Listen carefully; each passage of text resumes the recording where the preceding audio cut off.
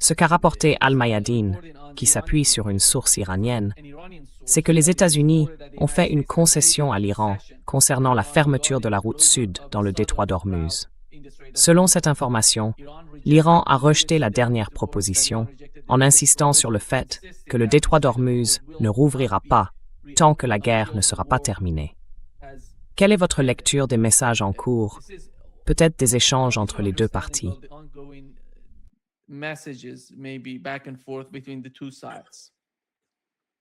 They're still talking past each other. Ils continuent de parler sans vraiment se répondre. Alors laissez-moi juste actualiser marinetraffic.com pour voir ce qui s'y passe. Oui, là je peux compter deux navires, peut-être 3, qui sortent du détroit d'Ormuz. J'en vois 2 qui entrent. C'est sur marinetraffic.com. Je fais la même chose sur Vessel Finder. Voyons voir. Oui, là encore, ils affichent quelques navires. Certains ont leur AIS activé, mais ils ne sont pas vraiment pleinement identifiés. Il y a davantage d'activités. Donc écoutez, rétablir un trafic normal dans le détroit d'Ormuz sera essentiel pour permettre à l'économie mondiale de fonctionner à nouveau de façon à peu près normale.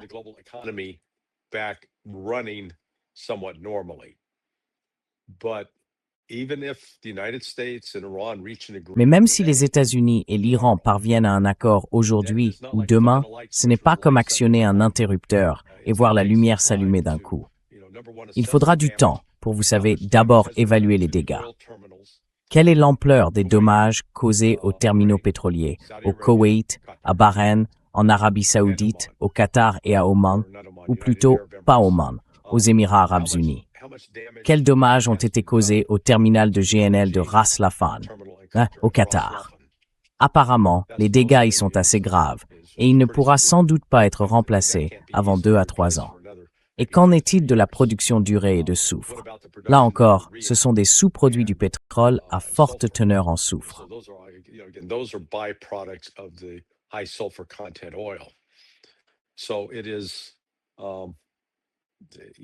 Donc vous savez, le remettre en état et le faire fonctionner à nouveau va être crucial. Et je pense que c'est l'un des éléments qui pèsent sur Donald Trump en arrière-plan. Parce que, vous savez, on continue de voir cette manipulation des marchés. C'est assez prévisible. Qu'est-ce qui s'est passé aujourd'hui? La bourse monte, les prix du pétrole baissent. Pas une foutue chose n'a changé. Pas une foutue chose. L'offre de pétrole n'est pas soudainement devenue plus abondante. En fait, la pénurie liée au manque de ce pétrole à haute teneur en soufre provenant du golfe Persique, utilisé pour produire du diesel et du carburant aviation, cette pénurie persiste. Elle s'aggrave, elle ne s'améliore pas.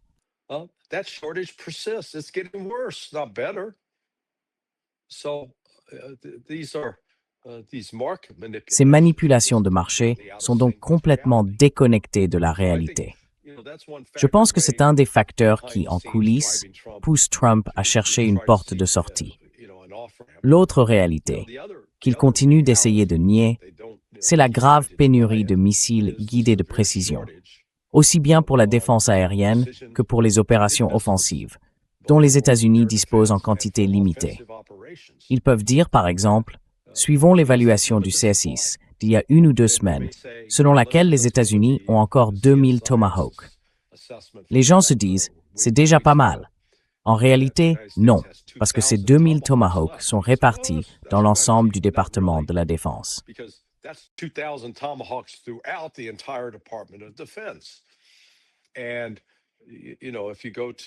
Et vous savez, si vous allez au commandement du Pacifique ou au commandement européen, ils sont censés disposer d'un certain nombre de Tomahawk pour leurs propres opérations militaires et leur planification.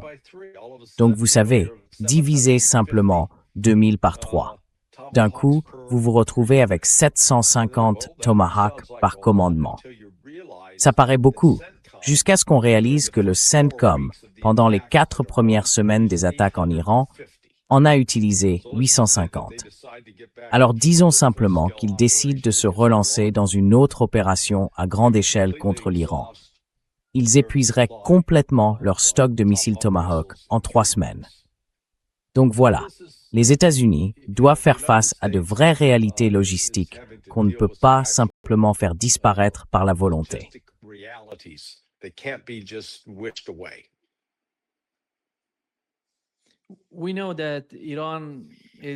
Nous savons que l'Iran est en train de conclure une sorte d'accord avec le gouvernement omanais, et cela a été rapporté par le ministère iranien des Affaires étrangères. Et lorsque le reportage que je viens de mentionner affirme que les États-Unis ont fait une concession à l'Iran concernant la fermeture de la route sud du détroit d'Ormuz, qu'est-ce que cela signifie pour vous? Parce qu'aujourd'hui, il y a eu une nouvelle attaque iranienne contre un navire dans le détroit d'Ormuz, il y a seulement quelques heures.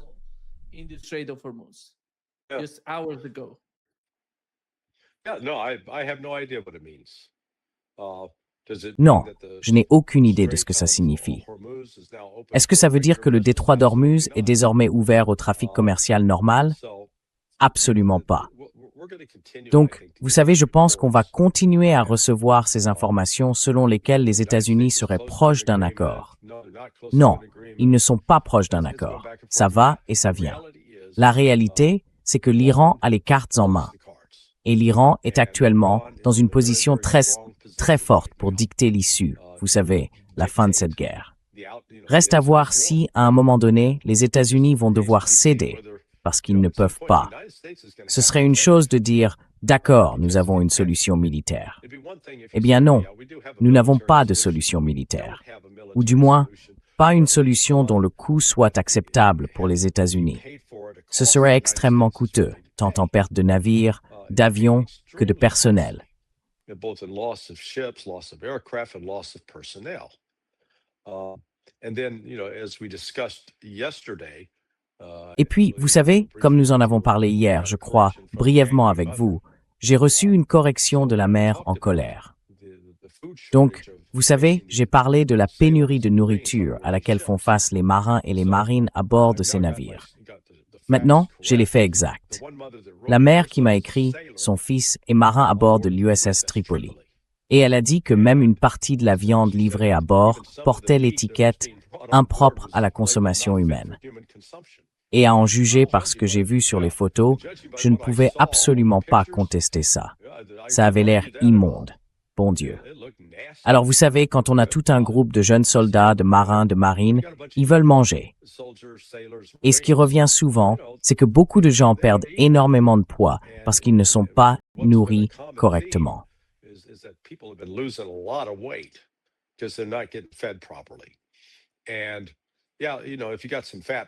Et oui, vous savez, si vous avez quelques gros salauds qui ont réussi à entrer dans l'armée, bon, d'accord, on les force à perdre du poids contre leur gré. Mais pour d'autres qui sont en forme, eh bien, au final, vous ne perdez pas seulement de la graisse, vous perdez aussi du muscle. Donc, pour continuer à maintenir ces troupes, ces forces militaires déployées à l'avant et prêtes au conflit alors qu'elles ne sont pas correctement nourries. Il y a une défaillance totale dans la logistique américaine et l'approvisionnement de ces troupes. Ça va affecter le moral, ça va affecter l'état de préparation. Et vraiment, il dissimule le problème. Hegseth dissimule le problème. Vous pouvez faire semblant qu'il n'existe pas, mais ça ne le fera pas disparaître.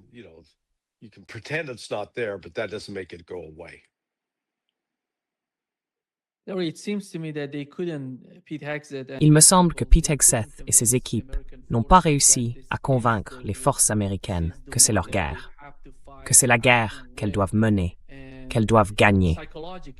Je parle sur le plan psychologique, parce qu'on voit à plusieurs reprises Pete Hegseth essayer de les convaincre. Vous devez être prêts. Nous allons y aller et nous allons les écraser. C'est notre objectif final. Cela va, vous savez, nous mettre dans une meilleure... Mais on ne voit pas cela du côté des forces américaines. Le Gerald Ford, par exemple. Combien de fois a-t-on vu des problèmes surgir d'une manière ou d'une autre sur ce porte-avions? C'est quelque chose qui s'inscrit dans ce cycle, vous savez, dans cette incapacité à convaincre les forces que c'est leur guerre, à mon avis.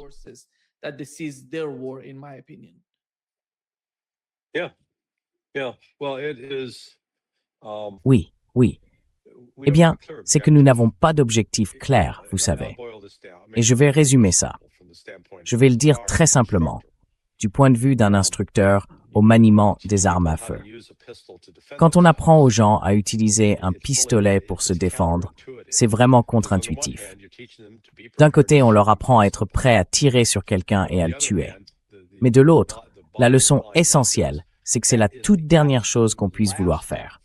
Se retrouver dans une situation où l'on doit tuer quelqu'un. On ne veut pas avoir à faire ça. On veut l'éviter. Et nous voilà donc, avec les États-Unis, avec cette force militaire. And so here we are with the United States with this military force. What are we wanting to accomplish? Que cherchons-nous à accomplir? Eh bien, nous avons dit que nous voulions dégrader les capacités militaires de l'Iran. Le problème, c'est que ces capacités militaires sont en grande partie enfouies sous terre, dans des structures conçues pour survivre à une frappe nucléaire. Donc nous ne pouvons pas vraiment les détruire. Si nous essayons de détruire des infrastructures en surface, vous savez, des centres d'alimentation électrique qui fournissent de l'électricité aux zones civiles et de l'eau, etc. L'Iran a juré, et il en a les moyens, de détruire des infrastructures comparables dans tout le Golfe, chez les Arabes du Golfe. Or, ces Arabes du Golfe ne sont pas dans la même situation que l'Iran. L'Iran ne dépend pas d'usines de dessalement. Iran's not dependent upon desalination plants. Saudi Arabia, Qatar, Bahrain, Kuwait. L'Arabie saoudite, le Qatar, Bahreïn, le Koweït. Si vous détruisez leur réseau électrique, leurs raffineries, leurs terminaux pétroliers, ils sont alors dévastés. Ils ne peuvent pas survivre économiquement sans ça. Au départ, les États-Unis avaient promis à ces pays « Hey, rangez-vous de notre côté. On vous couvre. On vous protégera. » Il s'avère qu'on ne peut pas les protéger.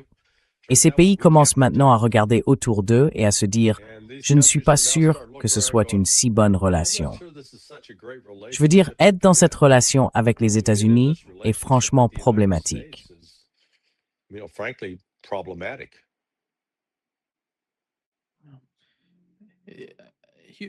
Aussi reste à Saint-Larry. C'est mentionné. Oui. L'un de mes amis, un officier du renseignement de l'armée à la retraite, m'a envoyé ça ce matin.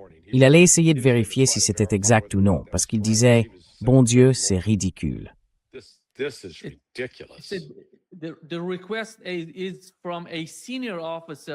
La demande vient d'un officier supérieur du commandement militaire américain qui mène la guerre du président Donald Trump contre l'Iran.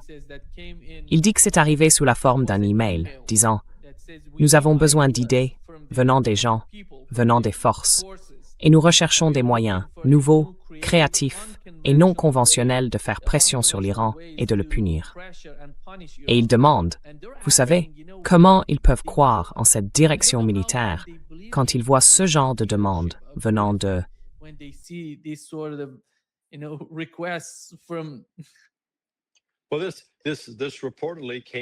Eh bien, ça viendrait, paraît-il, de ce qu'on appelle le C2 ou le J2. Cela dépend de l'organisation. Mais le chiffre 2 renvoie au renseignement.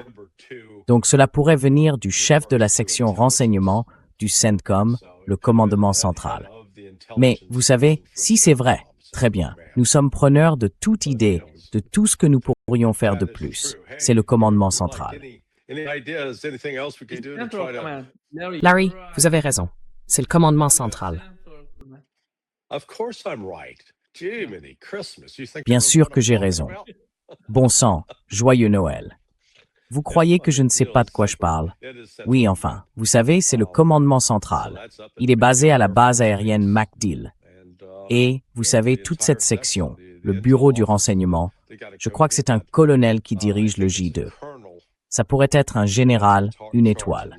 Mais leur travail, c'est de produire le meilleur renseignement possible. Et à partir de ce renseignement, d'identifier les faiblesses et les vulnérabilités de l'Iran. Et ce message, s'il est vrai, montre qu'ils n'en ont pas la moindre idée. Là, ils s'accrochent à n'importe quoi.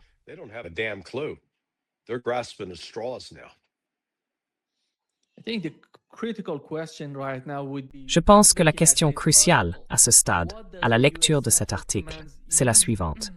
Que signifie l'attitude assez inhabituelle du commandement central américain dans cet email que CNN vient de publier?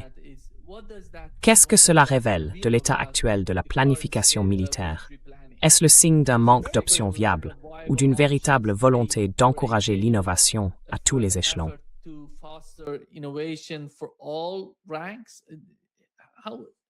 Yeah, I mean, it's down, as my friend Je veux says, dire, it's downright comme l'a dit pathetic. mon ami, c'est franchement pathétique. You know, if Vous savez, quand on commence une guerre, il faut avoir une vision claire et solide du renseignement.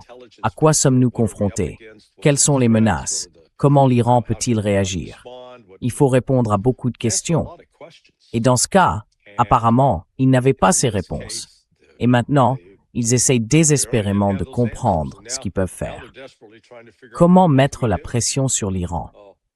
Et je reviens au fait que les décisions prises par l'Iran il y a 23 ans, donc presque un quart de siècle, venaient de ce qu'ils avaient observé, ce que les États-Unis faisaient lors de leur invasion de l'Irak et de leur attaque contre l'Irak.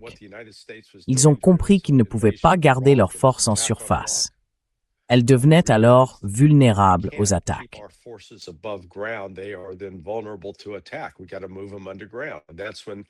Il faut les mettre sous terre.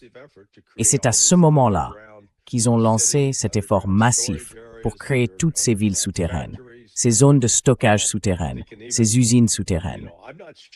Ils peuvent même... Vous savez, je ne suis pas certain qu'avant le début de cette guerre, la section du renseignement du commandement central avait réellement compris que l'Iran serait capable de lancer ses missiles depuis le sous-sol. En fait, ils n'avaient pas besoin de détruire un lanceur mobile qui se déplacerait sur les routes. Ils pouvaient réellement lancer depuis des installations souterraines. Je sais qu'au début, durant les 2 premières semaines qui ont suivi l'attaque du 28 février, le commandement central était très confiant dans le fait qu'il détruisait tous les lanceurs iraniens.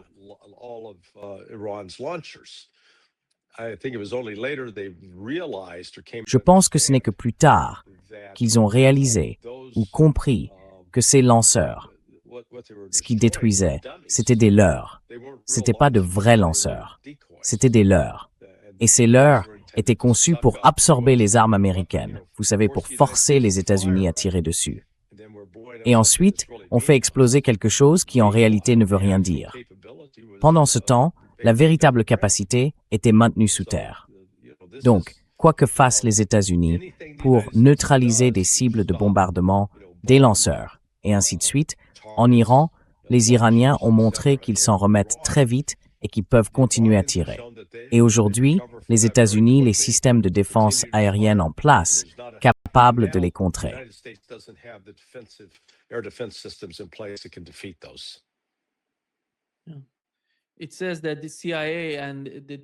La CIA et la Defense Intelligence Agency estiment que les bombardements actuels ont peu de chances de faire évoluer la position de l'Iran dans les négociations.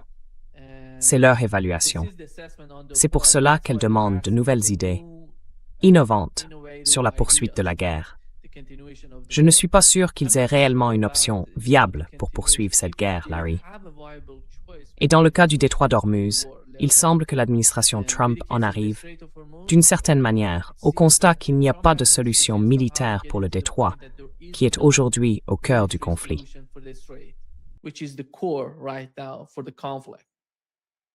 Oui, non, allez-y. Quelle autre solution peuvent-ils avoir selon vous? Et laquelle ne l'est pas? Je dirais qu'ils ont tout essayé. Que peuvent-ils faire d'autre? Je ne sais pas. Enfin, qu'est-ce que vous considériez comme une solution? Ma